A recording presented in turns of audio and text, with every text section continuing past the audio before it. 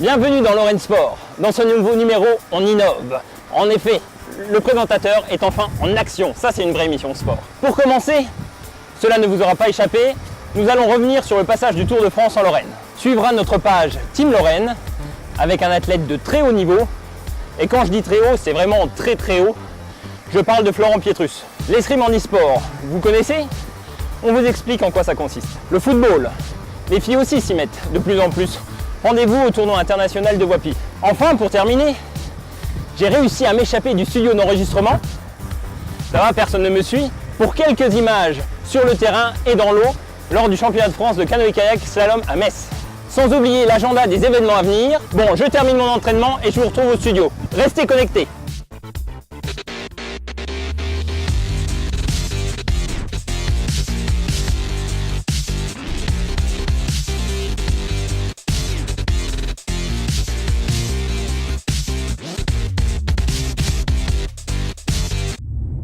Comme vous le savez tous, le Tour de France 2014 a fait étape en Lorraine. Année exceptionnelle avec 2 arrivées et 2 départs. Petit rappel, le 11 juillet, arrivé à Nancy au sprint. Le 12 juillet, première étape de montagne, départ de Tomblaine sous le soleil et arrivée à Gérardmer sous la pluie. Et quelle arrivée puisqu'un Français s'est adjugé la victoire en haut de la Moselaine après un final dantesque. Le 13 juillet, départ de Gérardmer, direction l'Alsace, par les cols vosgiens. Le passage en Lorraine a marqué les esprits et les corps, avec des conditions météo changeantes, des arrivées disputées et une ferveur populaire exceptionnelle. Le Tour de France est une mécanique impressionnante. Quelques chiffres pour illustrer mes propos. 3e événement mondial le plus suivi à la télévision, avec 3,5 milliards de téléspectateurs, 12 millions de spectateurs le long des routes, 662 communes traversées pour cette édition 2014 et enfin 3664 km à parcourir, dont 1/10 sur les routes de Lorraine. Il fallait le souligner.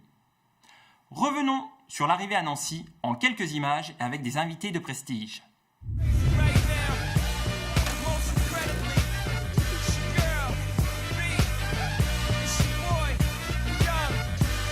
C'est le plus grand événement de cyclisme au monde. Donc quand il arrive à Nancy, il faut être là. Et puis on en profite pour amener les enfants, les petits-enfants. On vient admirer le spectacle. Qui découvrent un peu le monde du Tour de France.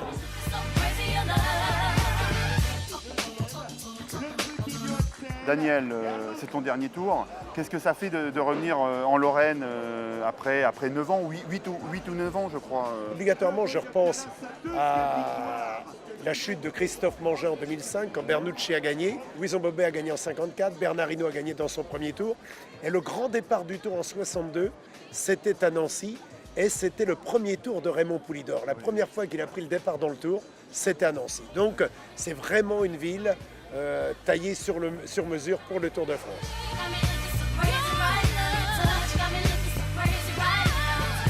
Quand je suis arrivé à Toul, ma ville de naissance, et Maron, la ville où j'habite, c'était l'apothéose de voir autant de monde sur le bord des routes et surtout le visage souriant de tous les spectateurs. Quand on amène le Tour de France dans une ville, ça fait énormément plaisir aux gens et avant tout c'est ça, c'est le but principal d'une grande épreuve comme le Tour de France.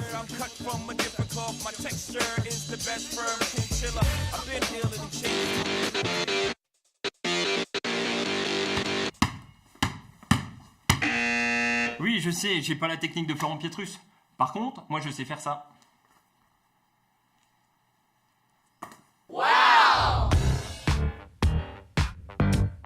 Justement, en parlant de Florent, il est un des hommes forts du SLUC Nancy Basket. Après avoir joué plusieurs années en Espagne, il est arrivé à Nancy pour la saison 2013-2014, où il a occupé un rôle très important dans le beau parcours effectué par les Cougars.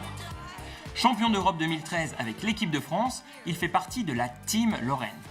Soit dit en passant, avec ses 2,02 m, il est le gratte-ciel de la team. Récemment, il s'est rendu dans la Meuse pour partager son expérience auprès de jeunes joueurs. Rendez-vous lui était donné à Charny-sur-Meuse, où le club local l'avait invité pour une séance d'entraînement, de présentation de son parcours, un échange avec les jeunes joueurs et bien entendu une séance de dédicace. Florent a rendez-vous en Espagne début septembre avec l'équipe de France pour la Coupe du Monde de basket avant la reprise du championnat de Pro A avec le SLUC Sans oublier l'Eurocup à laquelle le club va participer et que Florent a déjà remporté avec le club espagnol de Valence. On vous en reparlera dans un prochain numéro.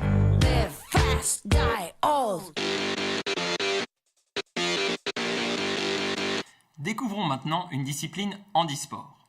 Lorsqu'on parle d'handisport, on pense habituellement à la natation, l'athlétisme, le basket fauteuil, mais beaucoup moins à l'escrime. Le Cercle d'escrime de Sarrebourg a organisé récemment la 22e édition du Challenge international d'escrime handisport. Les meilleurs tireurs européens, au sabre et à l'épée, étaient présents. Ce genre d'événement est l'occasion, pour le club, de faire découvrir la discipline et de soutenir le développement de la pratique sportive en faveur des personnes à mobilité réduite en Lorraine. L'intérêt et la spécificité de cette compétition consistent également dans le mixage des pratiquants. En effet, les tireurs handisport rencontrent des tireurs valides. Retour en image sur ce challenge sportif alliant compétition, convivialité et découverte. En garde!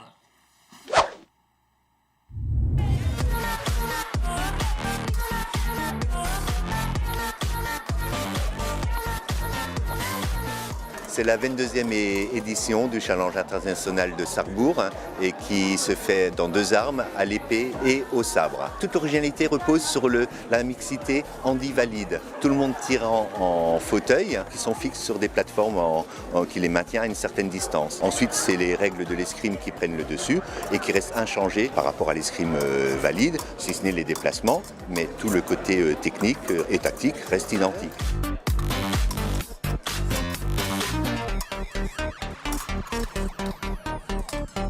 Bon, dès que tu parles de sport en handisport, le premier truc c'est l'athlétisme et le basket. L'escrime c'est un peu inconnu, mais le fait de mélanger handi-valide, donc c'est une seule famille, il n'y a pas le côté handicapé et le côté valide. Et puis en plus ça fait du bien aux valides aussi parce que ça les permet de travailler la précision, la rapidité aussi. Et la plupart des clubs essaient de les faire tirer en fauteuil. Mélanger à la fois handi et valide, ça permet de faire tomber certaines barrières. C'est engagé physiquement tout le temps, il n'y a pas de pause, c'est tout le temps à fond. Donc c'est plus rude que valide.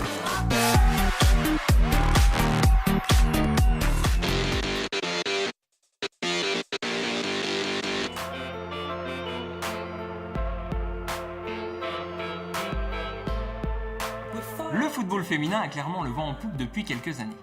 En Lorraine, pour la 3e année consécutive, est organisé un tournoi international. Étaient présents des clubs français, bien sûr, dont les filles d'Algrange qui évolueront en D1 la saison prochaine, mais également des clubs en provenance de nos voisins européens. Le FC Voipy porte le projet et l'organisation de cet événement. Le club créé il y a 70 ans est, sur le plan sportif, très actif. Sa compétence dans la formation des jeunes footballeuses a été plusieurs fois récompensée par l'obtention du titre de meilleur club de jeunes, mais aussi par des résultats nationaux et régionaux élogieux. Ce tournoi est l'occasion pour les jeunes joueuses de démontrer leurs capacités techniques et physiques et de promouvoir la discipline. Une belle expérience sous le soleil et sous le regard de Marinette Pichon, marraine du tournoi et ancienne internationale française. Pas moins de 112 sélections en équipe de France. Ce qui me plaît ici, de revenir dans ce département de la Moselle et dans la région Lorraine, c'est l'ambiance que dégage ce tournoi international avec différents clubs qui sont représentés, différents horizons étrangers. J'y suis venue l'année dernière, j'y ai trouvé beaucoup d'envie et de sympathie de la part de tout le monde, un investissement phénoménal au niveau des bénévoles et puis sur le terrain il y a beaucoup de qualité, d'engagement et c'est ce qui a fait que la première année, le feeling étant vraiment bien passé, j'ai eu envie de prolonger la collaboration. Le développement du foot féminin passera par des reconnaissances comme ça, des tournois internationaux. Quand on a la possibilité de pouvoir mobiliser sur un même et unique site autant de clubs que ça, je trouve que c'est une belle initiative et qu'il faut pouvoir lui donner une grande envergure et que ce soit chaque année plus en plus grand. Attention, nouveauté dans Lorraine Sport, le reportage terrain. Allez, on y va. Hop là, nous voici sur le terrain, enfin depuis le temps qu'on attendait ça, sur les bords du bassin de canoë-kayak de Metz, le bassin de la Pucelle, c'est son petit nom, où se déroule actuellement le championnat de France de canoë-kayak slalom. C'est parti, on va faire un tour.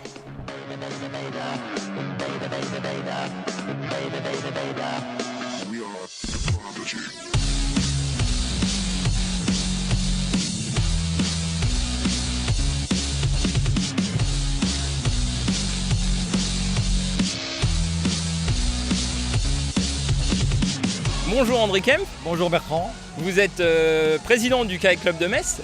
Quels sont les atouts du bassin de Metz pour recevoir de telles compétitions? Eh ben, les infrastructures qu'on a autour, c'est un bassin qui est arboré, plein centre-ville. Tous les gens qui viennent de l'extérieur sont agréablement surpris de la beauté de ce bassin. Et nous, en tant que club organisateur, on est content de proposer à la ville de Metz ces grandes compétitions. En termes d'organisation, le championnat de France est 5 jours de compétition. J'imagine que c'est assez lourd et complexe à gérer. Vous pouvez nous donner quelques chiffres représentatifs de l'ampleur de l'événement? Oui, alors on travaille sur le dossier depuis environ 9 mois avec un petit groupe. Et depuis ce matin, la course est partie à l'heure pile, 8h30. Alors on est comblé pour le moment.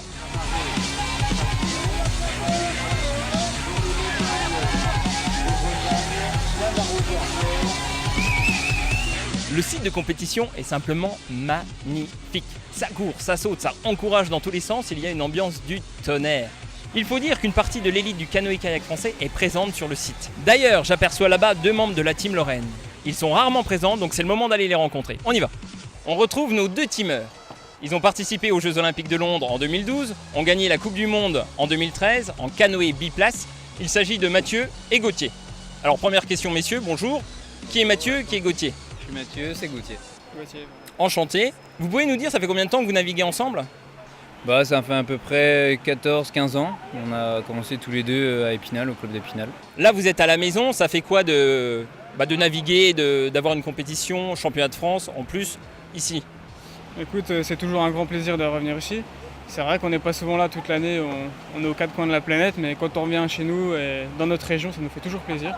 Et ce bassin de Metz, vous le trouvez comment? Vous qui avez l'habitude d'aller sur de grands bassins internationaux?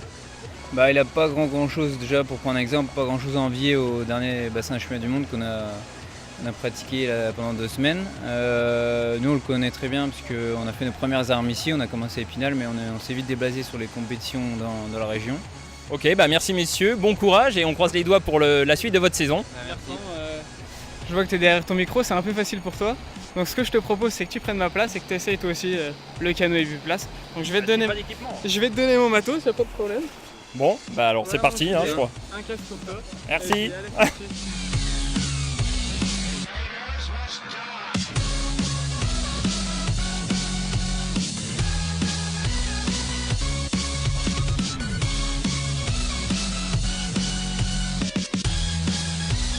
Sacrée sortie pour cette première. On retourne au studio pour la suite. Comme d'habitude, on termine avec le calendrier des événements sportifs à venir. C'est bientôt la rentrée, alors on se motive pour reprendre le sport. Je vous propose de participer à la Caldegna Sienne. 10 km, semi-marathon et randonnée sont au programme à Chaudenay-sur-Moselle le 7 septembre. Course à pied très conviviale, colorée, ouverte à toutes et tous. 6 et 7 septembre, triathlon XL de Gérardmer. Un rendez-vous incontournable de la rentrée. La perle des Vosges en effervescence avec plus de 4000 participants sur l'ensemble des triathlons proposés sur le week-end. 12-14 septembre, rendez-vous sur le Tour de Moselle pour les fans de cyclisme. 29e édition. Autre événement phare de la rentrée sportive, le Moselle Open du 13 au 21 septembre à Metz aux Arènes. On attend Tsonga, Monfils, Wawrinka, etc.